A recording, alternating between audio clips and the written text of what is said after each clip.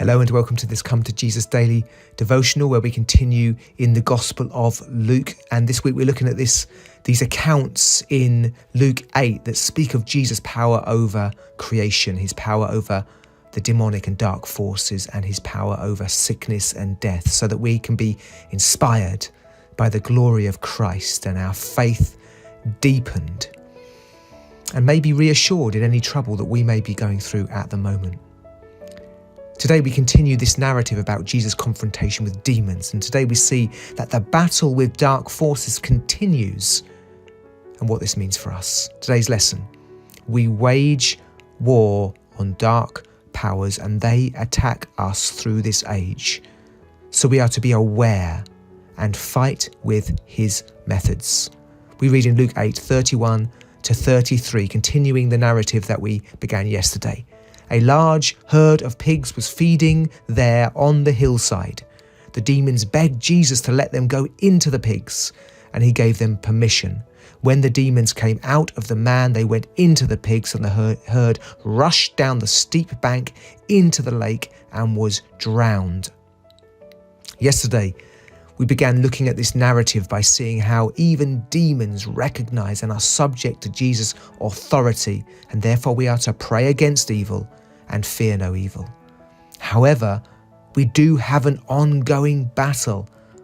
So it's important that we understand this as we read in 2 Corinthians chapter 2 verse 11, in order that Satan might not outwit us.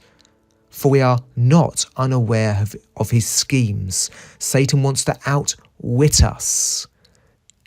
He wants to bring division in the church. He wants to damage our lives. And we must not be unaware of his schemes. Frankly, I find this incident perplexing. What's the purpose of involving the pigs? And whilst we can only speculate about certain things in this strange story, what we do know is that the demons are under Jesus' authority and need his permission to go into the pigs. We know that the pigs are then driven into the lake by the demons, I assume, and are killed, revealing the destructive nature of demons. As they drove the man into isolation, they now drive the pigs into the sea, bringing about Jesus' rejection. My assumption is that whilst Jesus, of course, is not duped, they wanted to go into the pigs and destroy them in order to create trouble for Jesus, as the account goes on to describe in Luke 8:34 to 37. When those tending the pigs saw what had happened, they ran off and reported this to the town and countryside, and the people went out to see what had happened. When they came to Jesus, they found the man from whom the demons had gone out sitting at Jesus' feet, dressed and in his right mind, and they were afraid. Those who had seen it told the people how the demon-possessed man had been cured. Then all the people of the region of the Gerasenes asked Jesus to leave them because they were overcome with fear. So he got into a boat and left. Even if I'm wrong about my speculations regarding the demonic plans behind killing the pigs, demons are at work in this miracle to bring about rejection. The devil is very clever. He will scheme to create division and rejection of Christ. As with the bad soil in the parable of the sower that we looked at previously in this chapter, the work of the evil one stops the seed from making any impact on this occasion.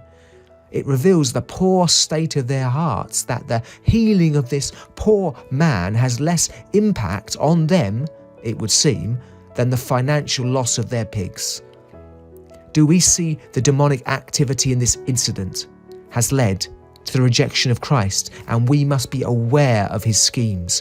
I'm reminded of how Nehemiah sought to rebuild the wall of Jerusalem. He's doing God's will, foreshadowing the building of the church. However, the work was attacked and hindered by the enemy, and we should expect no less. So in response, whilst Jesus reveals his power over demons, this does not stop them from continuing to cause trouble for him and for us. Therefore, we're to be realistic about the ongoing ministry of mayhem. Pray against them. Pray for those who seem to be oppressed by them, and be fearless of evil. It's incredible that the devil can cause a miracle and such an act of kindness to this possessed man to be turned into a cause of division and rejection.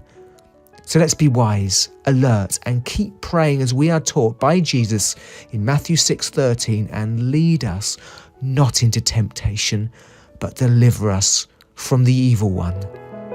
God bless you.